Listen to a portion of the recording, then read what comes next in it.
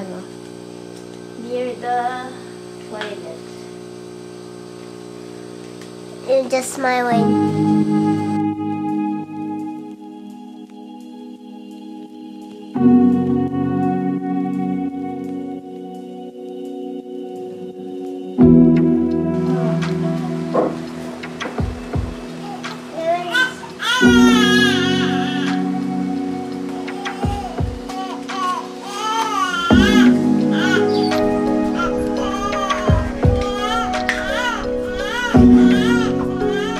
Good morning guys and welcome to a new vlog. What was that? I don't know. So today is a Tuesday. Actually today balak namin, we will try, okay? Hindi namin sure, pero tatry namin if makakapag Sunday. ano ba naman ang pogi-pogi? Okay guys, on December, it's Christmas. Yeah. I finished that na. Yes, sir. So later we will try if kaya to do live selling. Although, naalala ko, yun yung napag-usapan namin ni Amy yesterday. Pero, naalala ko, pupunta nga pala yung parents ko today. So, every Tuesday kasi sila usually pumupunta. I have to confirm if today sila pupunta. Pupunta sila today, hindi ako pwede mag-live selling today. Tomorrow na lang. So, kung hindi sila pupunta today, pwede ko i-try later afternoon. Siguro mga 1 hour lang. Siguro kaya na yan, kahit 1 hour makapag-live para lang ma-resume ko na siya and medyo mabawasan na rin yung mga stocks dito kasi medyo matagal na sila nakatenga dito. So, magto 2 months na technically kasi magto 2 months na din ako since my operation. So, anyway, I woke up mga almost 5. A little before 5, which is good. Again, gusto ko yung... I'm almost getting a blood test. No, you're not. Tatanong niya ako kung kailan nagpapa-blood test. What did I say? It's only if the doctor requires it. If you're sick or something and the doctor needs your blood sample. So anyway, last night, I was finally able to finish, well, hindi pa. Masyadong advanced yung isip ko, no? Hindi ko pa siya tapos i-edit, pero tapos na ako mag-cut to cut ng mga clips. Maglalagay na lang ako ng mga text, if may kailangan pang transition, and the audio. For the second vlog. Wait lang, parang dumilim. Wait. So, as I was saying, done with cut to cut ng mga clips for the second vlog. Akala ko mako-combine ko yung 2 days, pero 1 day of worth of vlog pa lang, worth of 1 day na clips for ano ba sinasabi ko? Basta anyway, hindi pala kaya. So, that's gonna be 1 day. Actually, wala pa ako naiisip na regular posting sked. I don't think I'll ever have a regular posting sked, but that's something na I wanna do sana, yung tipong like if every Tuesday ako mag-upload, or Tuesdays and Fridays, ganyan. But again, kasi feeling ko pag nag-set ako ng schedule na ganon, dun magsa-start yung pressure, dun ako magsa-start na, ay wait, Tuesday, so kailangan matapos kong editing by Monday, ganyan, or by Tuesday. Na parang dun ako magsa-start i-pressure yung sarili ko kasi biglang magkaroon ng deadline. And sabi ko nga, but since nga vlogging naman for me is a creative outlet and I just wanna do this to document our day-to-day lives, I want to do this without the pressure, without the unnecessary pressure. Like this pressure. Quiet. Mommy, you be quiet. What are you gonna tell me? Mommy, that's picture is different kinds of Sonics. Yeah. So if you go back here, this is different kind of Sonic. This is a different kind of Sonic. What should I use?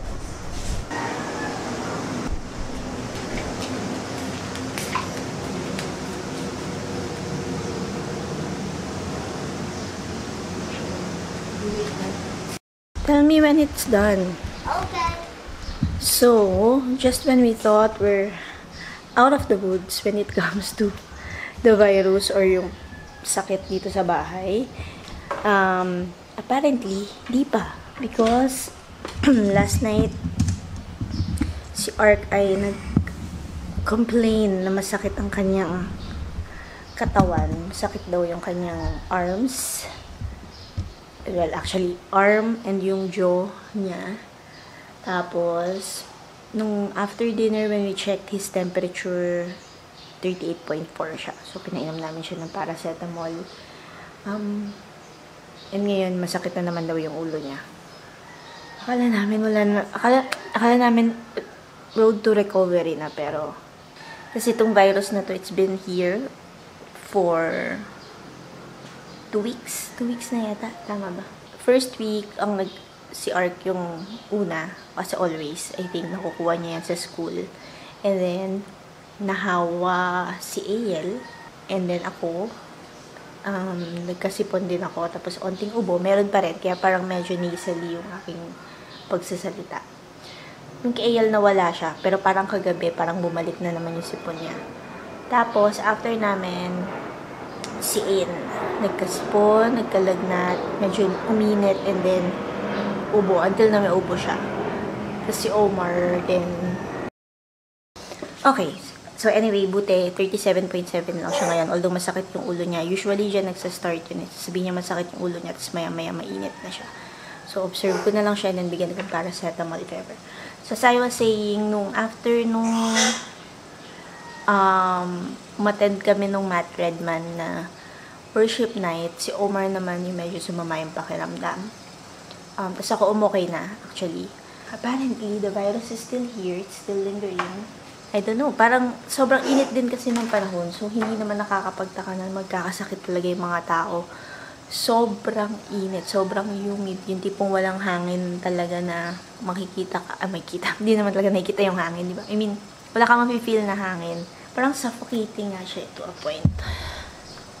So, ayan. Kaya, let's hydrate. Drink lots of water dahil heat stroke is real. Ang daming mga nababalita na may heat stroke.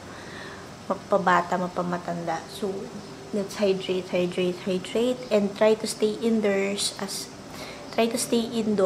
much as possible. Kung hindi kailangan lumabas, huwag lumabas. So, anyway, nakatulog si Iel na agad. Which means I have the chance to do some work this morning. So, I'm gonna get my laptop and do a bit of work, as in work talaga for our business. Tapos, naisip ko rin pala, if ever hindi matutuloy yung live selling today because of one reason or another, what I can do is, I can arrange one of the boxes dito sa dining. Kasi, yung isang box dito, I think this one, pinapatungan siya na kung ano-ano. Meron ng space, hindi na puno yun. And I think meron nang pwedeng ipag-merge or pagsamahin na lang sa isang box. So, maybe I can do that today if ever na hindi ko matutuloy yung live selling. Para lang may ma-free up na space dito sa area na to. And then, maybe just do a bit of posting kasi I think last ako nag-post, last week pa yon, yung last na book na na-post ko. But yeah, those are the things that I am planning to do. But again, it all depends on how this day will go. So, we'll see. Anyway, guys, can someone enlighten me what this is for? See-through siya. Parang cortina yung kanyang tela. Tapos may garter siya dito. It's been here with us for a while. Actually, hindi ko alam kung kailan ko to nakuha or saan ko to binili. Binili ko ba to? Binigay sa akin? Hindi ko na matandaan. But it's been with us for a while. And hindi ko pa rin alam kung ano yung use niya. So, anyone who knows what this is for? Kasi kung wala naman pala tong silbi, I might as well throw it. Pero parang feeling ko meron siyang use. Kasi imposible naman na wala siyang use. Hindi rin naman to damit. Kasi napaka-awkward naman ito kung magiging damit to. Diba? Ayan siya yung. Please let me know. Because I don't know what that is for. Love you. Love you. Okay, so binigyan ko na siya ng paracetamol kasi medyo nakahiga na siya dun sa couch. Usually, ganyan yung sign pag hindi talaga maganda yung pakiramdam niya. Siya ay nagsistay sa couch or makikita mo nakahiga lang. Very unusual sa kanya yan na magsistay sa isang lugar na ganyan. Pero nagsistay naman siya sa isang lugar pag naglalaro siya. Pero yung tipong nakahiga lang siya, it means masama talaga yung kanyang pakiramdam. Anyway, tabi ko na lang muna ito. Siguro dito na lang sa drawer ng mga basahan because I really don't know what this is for. Para lang hindi siya nakakalat. Lagyan na rin natin itong mga basong to sa sink.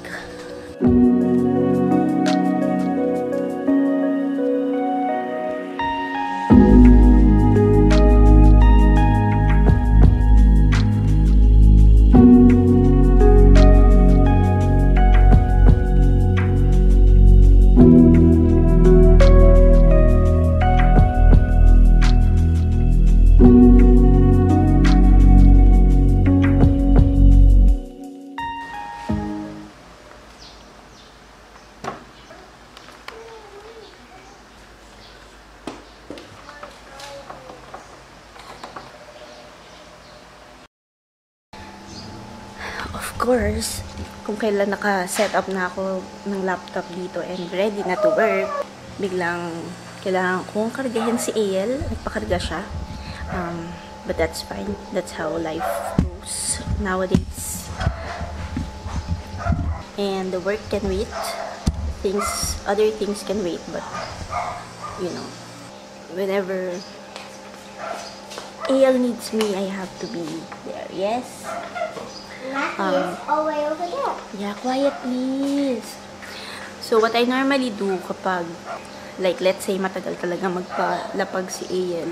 So what I would normally do is either manonood ako ng preaching or ng sermon or anything na faith-based on YouTube. So either I watch it or I just listen to it, yung audio, or I'll watch a YouTube video. Which I also appreciate na meron akong time to do those things. Or I'll read the book. Actually, the other day, nung nagbabasa ako ng libro, si Ark, he took a video of me while reading, while holding AL. And wala minsan ganun talaga. You have to do what you have to do. Sometimes you have to multitask, which is fine. Speaking of the book, wait. Alright, so this was the book that I just finished reading. And maiksi lang siya, mabilis lang siya. Easy read and quite short. Actually, I'm a new reader or fan of Tess Gerritsen. And I became a fan when I read yung kanyang book na The Sinner. I like how she writes yung tipong, by the way, her genre is more on the murder mystery side. I like how simple her writing is, but at the same time, simple when it comes to the words, simple when it comes to how like the plot is delivered, but the twist, it's always the twist that gets me. And yung twist ng Sinner, sobrang nagustuhan ko siya. So I kind of have high hopes with this one, and I actually like this. It's just that meron lang siyang part na naging dragging na, and I feel like the ending is kind of rushed. Okay siya, but not for me, not as good as The Sinner. And meron actually, may tinatawag dito a Rizzoli and Isles thriller. So para siyang series but not really. Like you can read them na hindi sunod-sunod, I think. But in a way, connected sila. So, this is the second book pala. And then, the first book is called The Surgeon. Yung The Sinner na nabasa ko, that's actually the third book. Although, yung story nun is entirely not connected with this one. Which is okay. So, ibig sabihin, okay lang na nabasa ko siya ahead. Meron lang naging onting spoiler about something. But, hindi naman siya parang crucial sa story. Yun nga, yung The Surgeon, na first book, yun yung hindi ko pa nababasa. And I believe I have a copy of that. I just don't know in which box nakalagay yun. Kasi ang dami. Pero I believe I also have a copy of that. So, I'm thinking if hanapin ko yun, babasahin ko muna or babasahin ko yung isa pa niyang book na nandun sa table na naka-ready na. Anyway, this is good. If you're looking for a good murder mystery thriller book or author, I highly recommend Tess Gerritsen.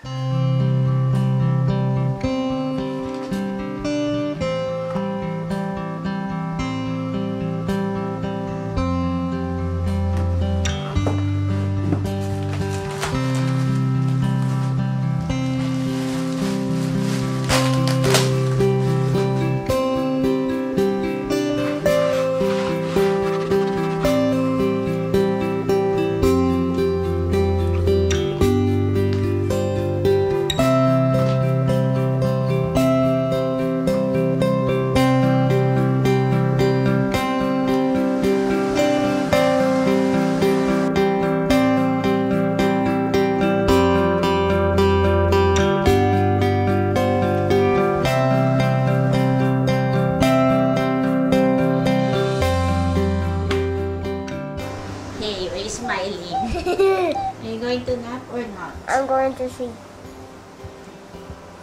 And you, baby, are you pooping or not?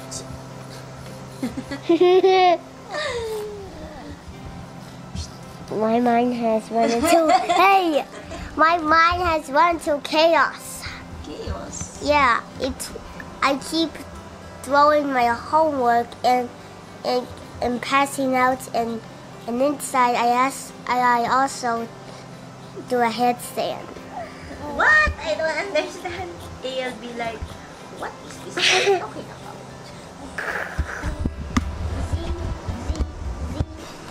Okay guys, so ako ay nag-upload na ng vlog. It's 3:26 and maya-maya ay nandito na ang aking mga parentals. So Tuesday ngayon pupunta sila. Ibig sabihin hindi ako pwede mag-live selling today. So, siguro tomorrow ko na lang itatry. Pagka-ubalik nila. Wala palang pasok bukas. Tama-tama. Kasi May 1 tomorrow. So, tomorrow is a holiday again. Wow. So, yes. Pwede akong, so, tama-tama. Pwede akong mag-live bukas. Bukas na lang ako mag-live selling. Ayan. Ay, nako. Man natutulog bang ganyan galaw ng galaw? I'm going to sleep. Then, I already uploading yung ating second vlog. Yeah. Dapat actually may i-edit pa ako sa start kasi hindi ko napansin, nakita pala si Omar doon sa clip na yung pinaka-start ng vlog. Hindi ko alam, nakita pala siya. But, okay lang kasi natutulog lang naman siya. Hindi naman, maayos naman yung pwesto niya and everything. So, I think it's okay. Tsaka, ano naman siya sabi ko nga, realistic. Teka, baka maingay pala electric fan. Salita ako ng salita. Anyway, sabi ko nga realistic day in the life vlog naman siya. So, nothing more realistic than seeing someone sleeping soundly. Hey, matulog na. If you don't want to sleep, don't sleep na. Sleep early na lang later evening. Okay, sige. Anyway, yun lang. Update ko kayo later kapag na-upload ko na yung vlog. But sure ako na ma-upload yan kasi nasa ilang percent na siya. Okay. So, 30%. Medyo mabagal lang yung internet dito sa taas. Pero 30% na siya. So, 11 minutes na lang done na. Yeah. BRB.